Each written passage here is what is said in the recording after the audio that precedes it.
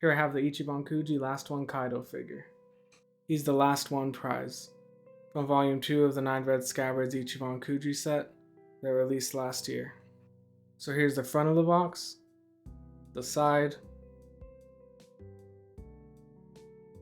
and the other side.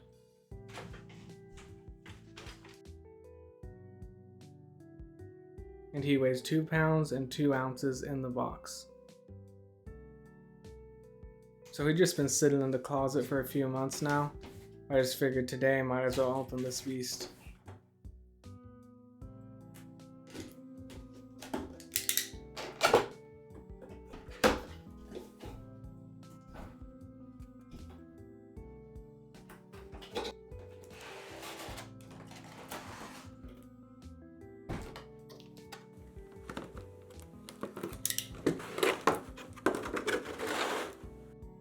Here he is.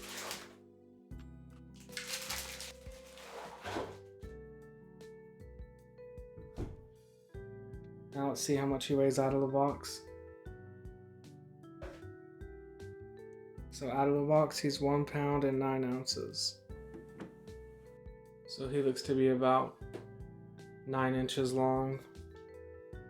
It's kind of hard to measure this one. 9.5.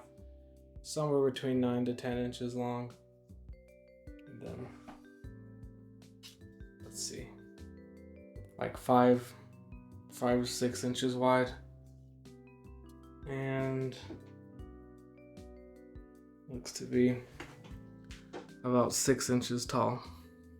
Okay, so he looks amazing. And it is only about half a Kaido. Well, not even half. Just kind of cuts off at the back right here. But I've always loved Kaido's dragon form. I think they captured it perfectly with this figure. Like, since they only did the very front portion of Kaido, they were able to make it pretty big and fit a lot of detail into it. Like right here you can see all his scales and they look really well done. Like, you can see each individual one perfectly. Doesn't look like it's all messy and cheaply done. It looks really nice. And then you can see he's got these little like turquoise dots towards the end of his scales where it transitions to like his skin.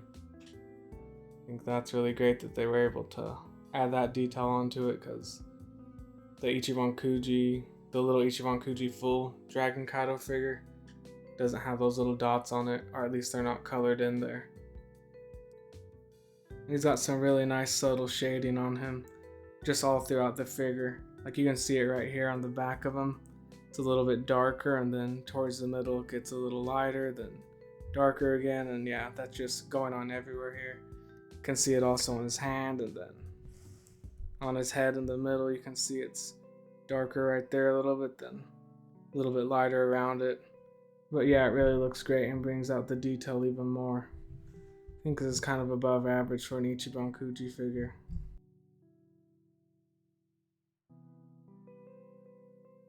And then let's see his horns now. So his horns are really nicely detailed too.